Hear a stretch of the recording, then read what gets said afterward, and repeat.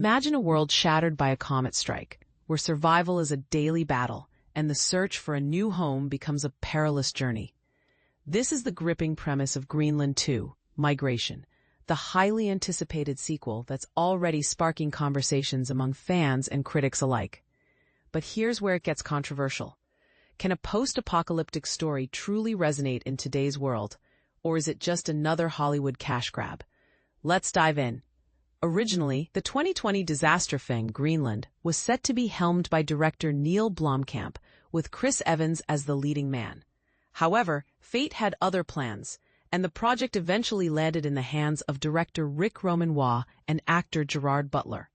This dynamic duo, who previously collaborated on Angel Has Fallen and Kandahar, proved to be a winning combination. Greenland not only received critical acclaim, including an 8-10 review from Joe Blow's Chris Bumbray, but also performed well enough at the box office to greenlight a sequel. Fast forward to today, and Greenland 2, Migration is set to hit theaters on January 9, 2026, with a trailer that's already generating buzz online. Directed by Waugh and written by Mitchell LaFortune, alongside the first film scribe Chris Sparling.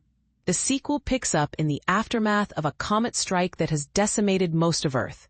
The Garrity family, once safe in their Greenland bunker, is now forced to venture into a broken world in search of a new beginning.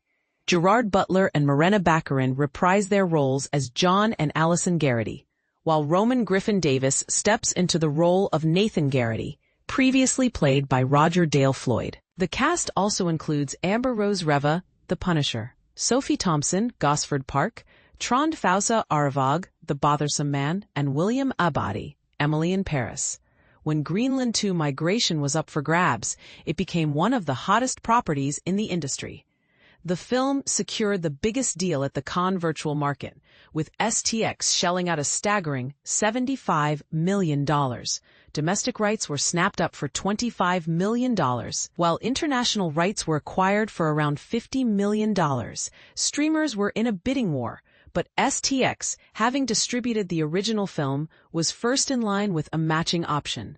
Behind the scenes, the sequel is produced by Basil Iwanek and Erica Lee of Thunder Road Pictures, Anton Sebastian Raybod and John Zoyce, G. Bases Butler and Alan Siegel, and Cinemachine's Brendan Boya. Executive producers include Robert Simons, Noah Fogelson, and Sam Brown for STX Entertainment, Ric Roman Waugh for Cinemachine, and Chris Sparling. And this is the part most people miss: the sheer scale of ambition behind the sequel. With a massive budget and a star-studded cast, Greenland 2 Migration isn't just another disaster movie. It's a statement about resilience, family, and the human spirit in the face of unimaginable odds. But is it enough to captivate audiences in an era saturated with dystopian narratives?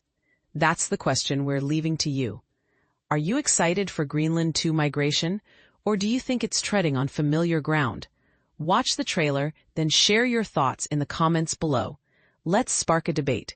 Is this sequel a bold step forward or a missed opportunity?